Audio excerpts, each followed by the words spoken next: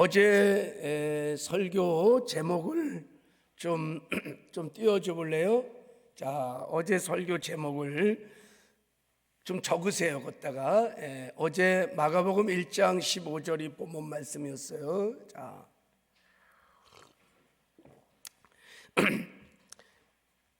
한번 읽어볼까요? 우리 자 시작. 믿음으로만 아니라 회개와 믿음으로 구원을 받는다. 지금 우리 구원론에 관한 핵심적인 구원론의 그 엑기스를 함께 새벽마다 나누고 있어요. 첫 번째 원리를 나눴습니다. 믿음으로만 아니라 회개와 믿음으로 구원을 받는다. 자, 이제 오늘 설교 제목이에요. 그것도 좀 띄워주세요. 자, 한번 읽어볼까요? 시작. 구원 이후에도 회개와 믿음으로 구원을 이룬다. 구원을 받는 게 아니고 이제 구원 이후에는 회개와 믿음으로 구원을 이루어간다. 구원을 완성해 간다는 얘기. 자, 본문 말씀은 요한일서 1장 9절이에요.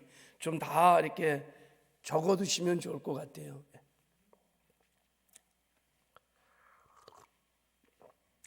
많은 사람들이 구원하면 믿음밖에 생각하지 않습니다. 오직 믿음으로 구원받는다. 오직 믿음으로 구원받는다. 우리가 그렇게 생각을 했어요.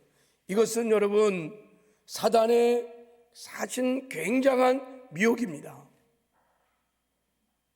성경적인 진리가 아니에요. 그래서 구원을 위해 회개할 필요성을 거의 대부분 사람들이 잘 느끼지 않아요. 회개를 하지 않는단 말이죠. 그래서 회개를 하지 않으니까 죄의 문제가 해결되지 않아요. 죄의 문제가 해결되지 않으니까 내가 예수를 믿는다고 하지만 천국에 갈 수 없어요. 구원은 단순히 믿음으로만 받는 것이 아닙니다. 회개하고 믿을 때 구원을 받습니다. 그래서 예수님이 직접 말씀하셨어요. 때가 찼고 하나님 나라가 가까웠으니 회개하고 복음을 믿으라, 이렇게 말했어요. 베드로가 설교할 때도 우리가 어떻게 하면 구원을 얻을 수 있습니까? 너희가 회개하여 예수 그리스도 이름으로 세례를 받으면, 예수를 믿으면 죄 사함을 얻게 될 것이다 그랬어요. 근데 지금 구원의 조건 중에 하나가 회개라는 사실을 많은 사람이 모르고 또 무시당하고 왜곡되이 알고 있단 말이죠. 대학을 가면요, 전공 필수와 전공 선택 과목이라는 것이 있어요. 전공 필수는 반드시 그 과목을 이수해야 졸업이 돼요. 졸업이 안 돼, 전공 필수를 이수하지 않으면. 근데 선택 과목들은 내가 선택해서 학점만 채우면 되는 거예요. 여러분, 회개는 구원의 필수적인 조건이며 구원을 이뤄가는데 필수적인 전공 선택과 같은 것입니다.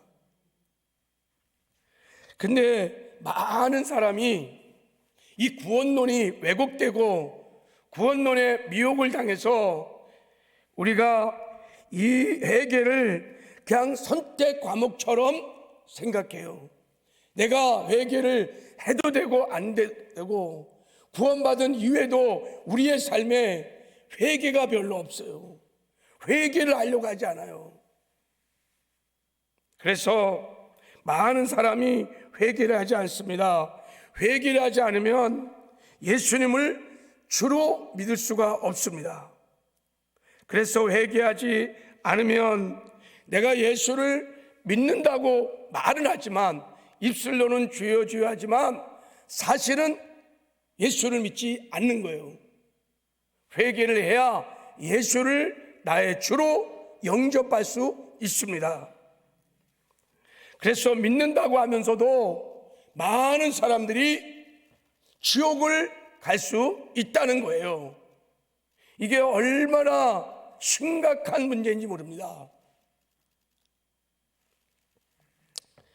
그래서 사도행전 11장 18절에는 회개를 생명을 얻는 회개라 이렇게 말했어요. 생명을 얻으려면 반드시 회개를 해야 한다. 고린도후서 7장 10절에는 구원에 이르게 하는 회개라 이렇게 말했어요. 구원을 받으려면 반드시 회개를 해야 한다는 거예요. 그래서 이제 우리 이런 하나님이 가르쳐 주신 성경에 나와 있는 구원에 이르는 지혜로 한번 우리의 신앙을, 우리의 구원을 점검해 볼 필요가 있다는 것입니다. 나는 정말 회개를 했는가? 나는 회개를 하고 예수를 나의 주로 믿고 있는가? 여러분, 우리가 회개를 하려면 회개할 죄가 무엇인지를 알아야 돼요. 죄를 모르면 회개가 안 돼요.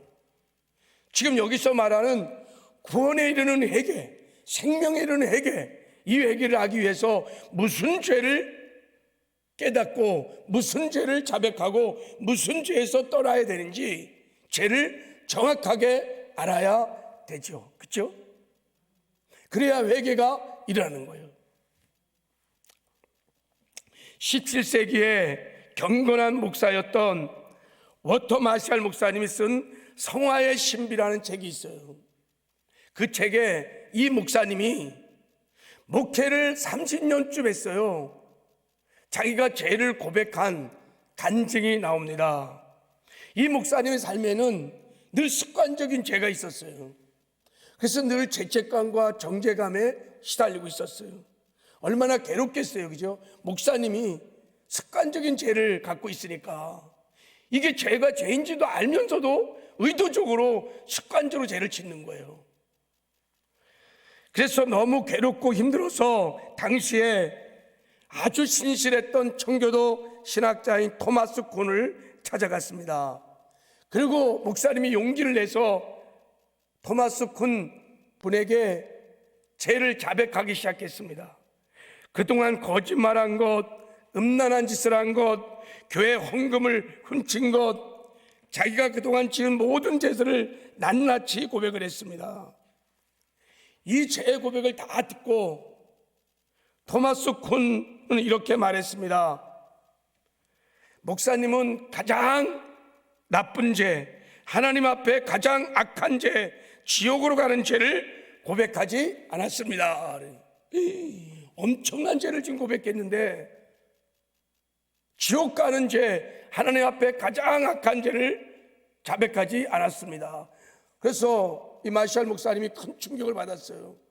제가 무슨 죄를 또 졌기에 이렇게 그러시냐고 그때 이렇게 말을 했습니다.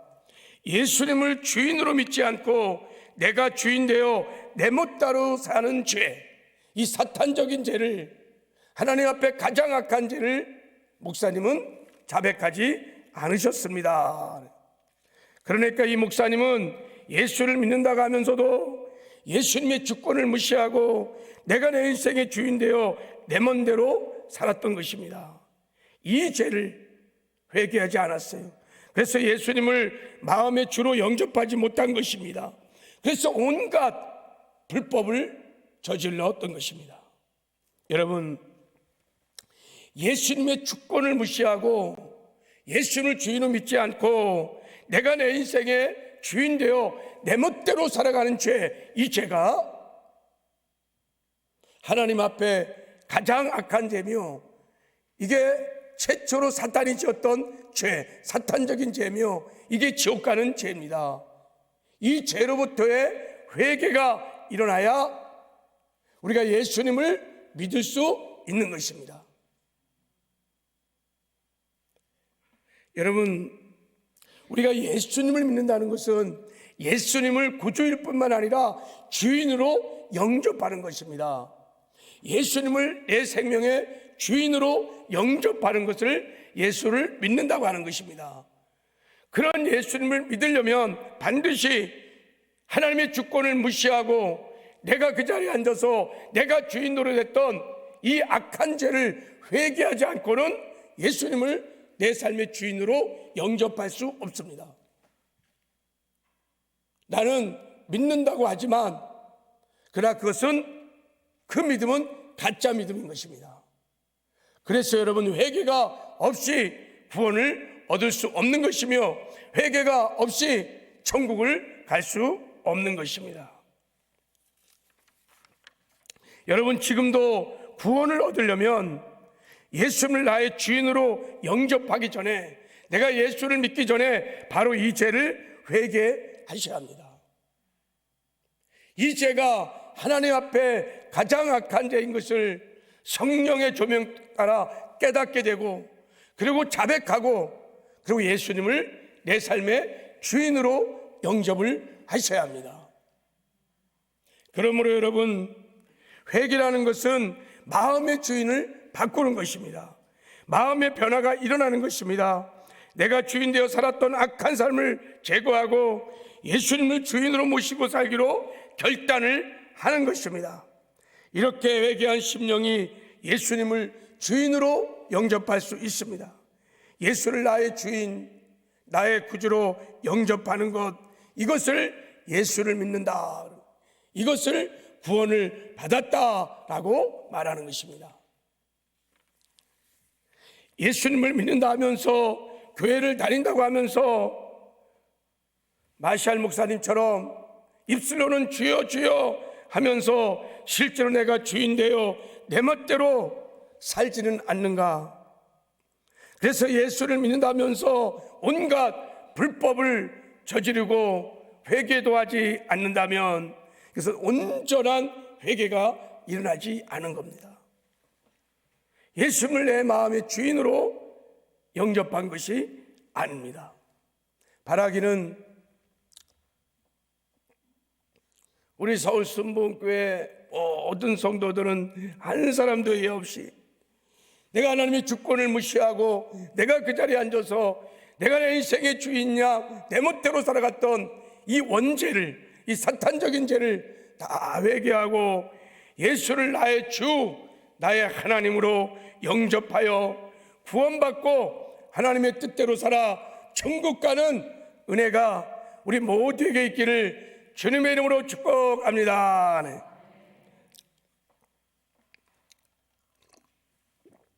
이제 어제 메시지가 여기까지 전했어요.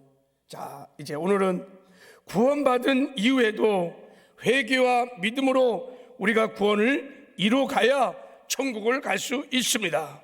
그래서 오늘 설교 제목이 구원 이후에도 회개와 믿음으로 구원을 이룬다 그랬어요.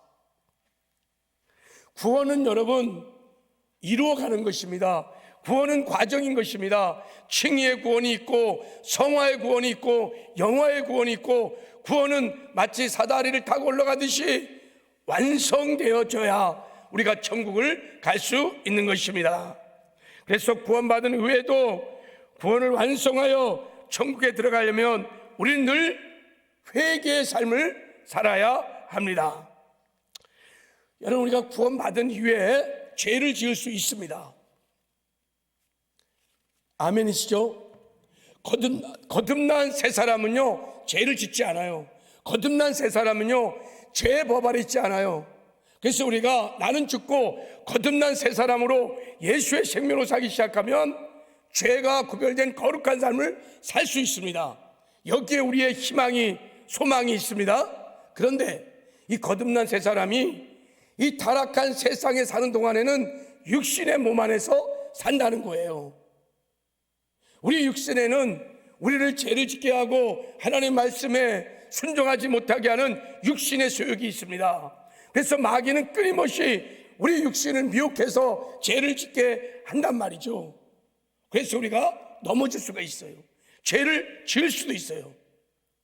그래서 여러분, 우리가 구원받은 이후에는 꼭 알아야 할 구원의 굉장히 중요한 진리는, 구원 이후에 내가 죄를 졌을 때 이 죄를 어떻게 처리해야 되는지 성경적인 회개하는 법을 알아야 합니다.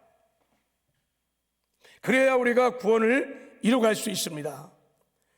왜냐하면 주의 보혈을 의지하여 죄를 회개하는 것이 하나님께 나아가는 길입니다. 하나님이 우리에게 찾아오는 건요, 십자가, 예수 그리스도의 십자가를 통해서 오십니다. 그러나 우리가 하나님께 나가는 길은 한 가지예요. 회개하는 것입니다. 회개를 통해서만 우리가 하나님께 나아가는 거예요. 회개가 천국 가는 길인 것입니다. 할렐루야.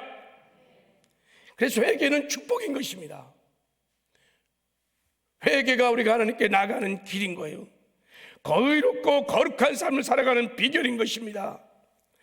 근데 중요한 것은 회개가 성경적인 올바른 회개여야 한다는 것입니다.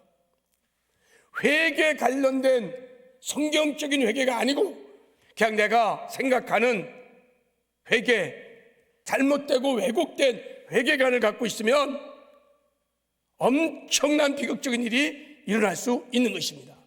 내 삶에 회개가 일어나지 않는다, 그러면 죄의 문제가 처리되지 않는다, 그러면 여러분 그 죄를 가지고 그것이 어떤 죄든 간에 천국을 들어갈 수 없기 때문인 것입니다. 그래서 여러분 회개관이 굉장히 중요한 겁니다. 여러분 박옥수 구원파 왜곡된 회개관을 가지고 있는 대표적인 이단입니다. 그들은요, 한번 제사함을 받았으면 더 이상 죄를 자백할 필요가 없다고 하는 회개관을 갖고 있어요. 그들은 죄를 회개하지 않아요. 100% 다 지옥 갑니다. 다른 교리는 기독교 정통교리와 거의 90%가 다 흡사합니다. 똑같습니다. 결정적인 순간 회개관에 문제가 있습니다. 다 지옥 갈 것입니다. 성경적인 회개를 하지 않아서 죄가 처리되지 않으면 하나님께로 나가지 못합니다.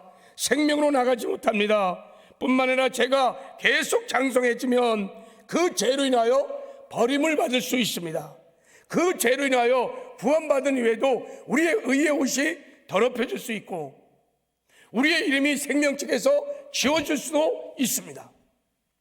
그게 여러분 계시록 3장의 사된 교회가 그런 교회였습니다. 그래서 욕심이 잉태한 즉 죄를 낳고 죄가 장성한 즉 죄를 처리하지 않고 죄가 계속해서 성장하면 사망에 이른다는 거예요. 이 말씀은 불신자에게 한 말이 아닙니다. 구원을 받은 하나님의 자녀들에게 말한 거예요.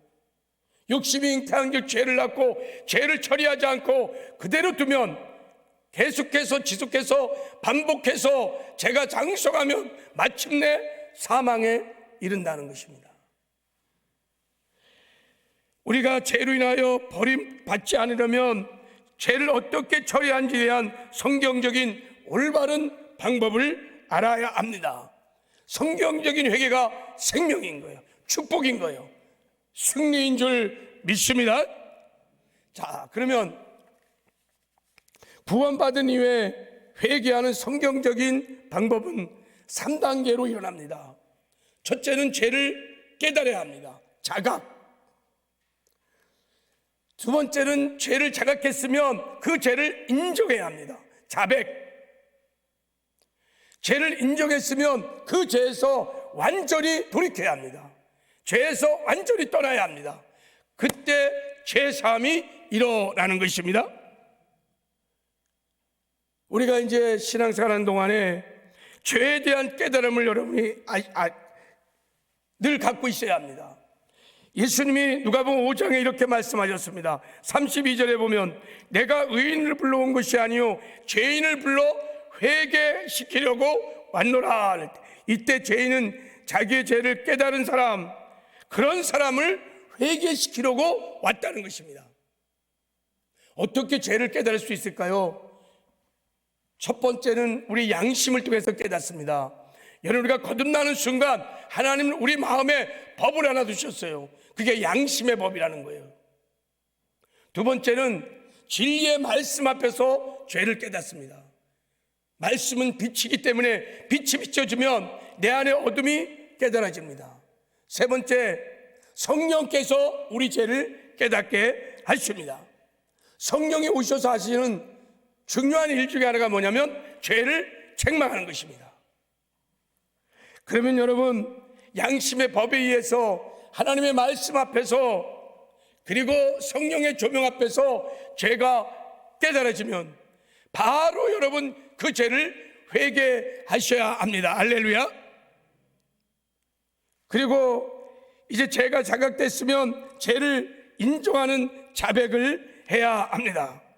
만일 우리가 우리 죄를 자백하면 저는 미쁘시고 의로우사 우리 죄를 사하시며 우리를 모든 불의에서 깨끗하게 하실 것이요. 할렐루야. 이 약속의 말씀을 붙들고 죄를 자백하는 것입니다. 근데 죄를 자백할 때는요, 그냥 자백하면 안 돼요.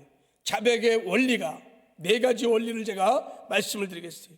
참된 자백은요, 자기가 지은 죄를 하나씩 개별적으로 하셔야 합니다. 구렁이 담 넘어가듯이 하나님 잘못했어요. 그러면 죄사함이 없습니다.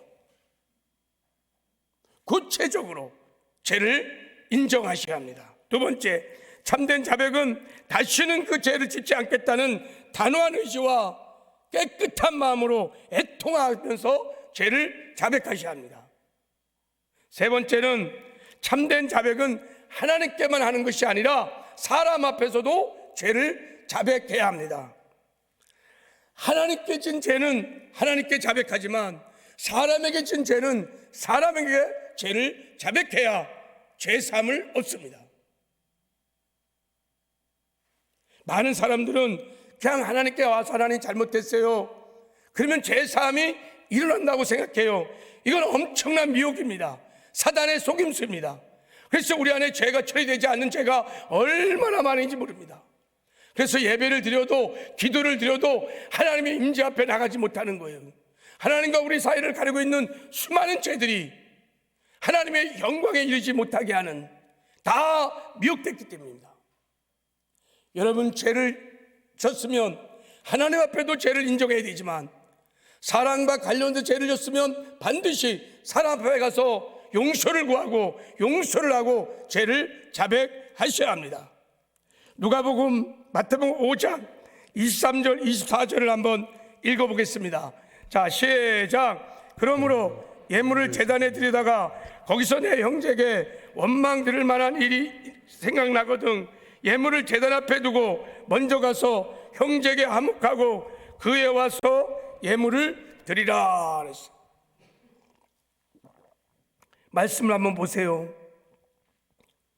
예물을 제단 앞에 두고 먼저 가서 형제와 화목하고 가서 죄를 고백하고 용서를 구하고 화목한 후에 와서 나에게 예배하라는 거예요.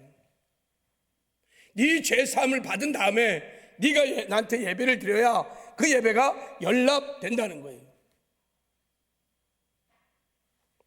그리고 네 번째 자백의 중요한 원리는 피해에 대한 보상을 반드시 해야 합니다. 피해에 대한 보상이 없는 자백은 참된 자백이 아닙니다. 보상이 없으면 죄 용서도 없다고 성 어거스틴이 말을 했습니다. 이거는 기독교적인 참 진리입니다. 보상이 없이는 죄사함이 없다. 이게 성경적인 진리입니다. 여러분, 누가복음 19장 8절 9절을 보면, 자, 우리 한번 볼까요? 자, 한번 읽어보겠습니다. 시작. 주께 여짜오되 주여 보시옵소서 내 수의 절반을 가난한 자들에게 주겠사오며 만일 누구의 것을 속여 빼앗은 일이 있으면 내 갑절이나 갚겠나이다. 예수께서 이르시되 오늘 구원이 이 집에 이르렀으니 이 사람도 아브라함의 자손이미로다. 아멘. 아멘. 여러분, 삭개오가 예수를 만나고 내가 가난한 사람들에게 내 재산의 반을 나눠주고 토색한 일, 내가 빼앗은 일, 강탈한 일이 있으면 4분의 1을 다 돌려주겠습니다. 이렇게 말할 때 예수님께서 야, 삭개오야, 그만해. 이건 구약적인 관행이야. 아니야, 그렇게 하지 않아도 괜찮아. 그렇게 말하지 않으셨습니다. 이 집에 오늘 구원이 이루어졌느니라, 이렇게 말했어요. 무슨 말입니까? 삭개오가요 예수를 만났습니다. 그리고 회개를 한 것입니다. 죄를 자각했습니다. 예수님 앞에서. 그리고 죄를 인정했습니다. 죄를 인정하면서 내가 도색한 것에 4분의 1을 갚겠다고 성경적인 죄를 지금 회개하고 있는 것입니다. 그때 비로소 예수님이 이 집의 구원이 이루어졌다, 네가 구원을 받았다라고 말을 하는 것입니다. 여러분, 우리가 죄를 짓고 상대에게, 사람들에게 피해를 줬다 그러면 반드시 그 사람의 앞에 가서 죄를 고백하고, 그리고 하나님께도 고백하고, 그리고 피해가 있다면 보상을 해야 합니다. 그때 죄사함이 일어나는 것입니다. 할렐루야. 그리고 마지막으로 진정한 회개는 모든 죄에서 돌이키는 것입니다. 많은 사람들이 죄를 자백하기만 하면 용서받은 줄 생각하는데 그것도 또한 마귀의 미혹입니다. 죄에서 돌이키지 않는 한 누구도 용서받을 수 없습니다. 참된 회개는 죄를 자각하고 내 입술로 직접 그 죄를 인정하고, 그리고 그 죄를 버리는 것입니다. 그 죄를 제거하는 것입니다. 죄에서 떠나는 것입니다. 자, 잠언 28장 13절 읽겠습니다. 시작. 자기의 죄를 숨기는 자는 형통치 못하나 죄를 자복하고 버리는 자는 불쌍히 여김을 받으리라. 죄를 자복하는 것으로 끝나면 안 돼요. 많은 사람들이 하나님께 나와서 날마다 죄를 인정합니다. 자복합니다. 근데 그것이 죄사함이 일어났다고 생각해요. 아니요. 자복하고 버려야 합니다. 떠나야 합니다. 할렐루야. 회개라는 것은 메타노니아 두 단어로 합쳐진 것입니다. 마음과 변화라는 두 단어가 합쳐져서 메타노니아, 회개라는 뜻이 있습니다. 마음이 바뀌는 것이 진짜 회개입니다. 마음이 바뀌면 어떤 일이 납니까? 마음이 바뀌면 삶이 변화되는 것입니다. 이게 진정한 회개인 것입니다. 세례요한이 그래서 회개를 외칠 때 회개에 합당한 열매를 맺으라고 한 것이 그것 때문인 것입니다.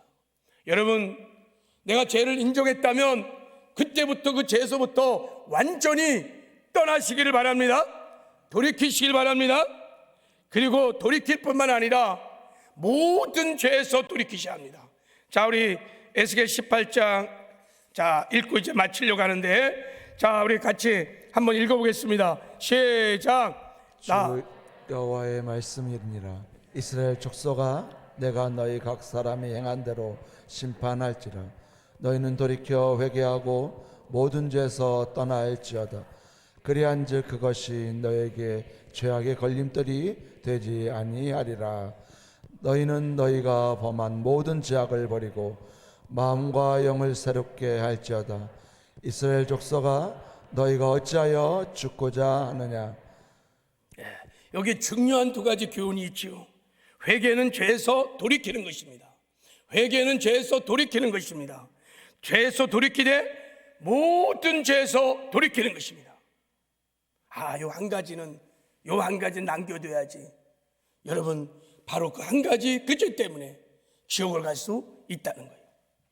모든 죄에서 돌이키는 온전한 회개를 할 때 제3의 은혜가 임하게 되는 줄 믿습니다. 말씀을 맺겠습니다. 이제 우리 기도할 때 성령께서 조명하시고 내 양심이 조명하고 하나님 말씀 앞에서 기억나는 죄가 있다면, 여러분, 이 오늘 요한일서 1장 9절의 말씀을 의지하여 만일 우리가 우리 죄를 자백하면 저는 미쁘시고 의로우사 우리의 모든 죄를 사하시며 모든 불의에서 우리를 깨끗게 해주마 하신 약속의 말씀을 믿고 낱낱이 죄를 자백하고 애통하며 내가 다시는 이런 죄를 짓지 않아야지, 다시는 예수님 앞에 못을 박지 않을 거야, 애통하며 죄를 자백하고 하나님과 사람 앞에 보상을 하며 죄를 자백하시길 바랍니다. 그리고 회개함으로 죄에서 떠나 하나님께로 우리의 마음의 중심이 돌아가는, 하나님께로 돌아가는 진정한 회개가 이 새벽에 있기를 주님의 이름으로 축복합니다. 그리고 예수를 내 마음의 주인으로 모시고 그 주님 바라보며 주님과 함께 살아 이 땅에서 천국을 맛보며 누리며 살다가 반드시 천국에 들어가는 영광들이 우리 모두에게 있기를 주님의 이름으로 축복합니다. 네.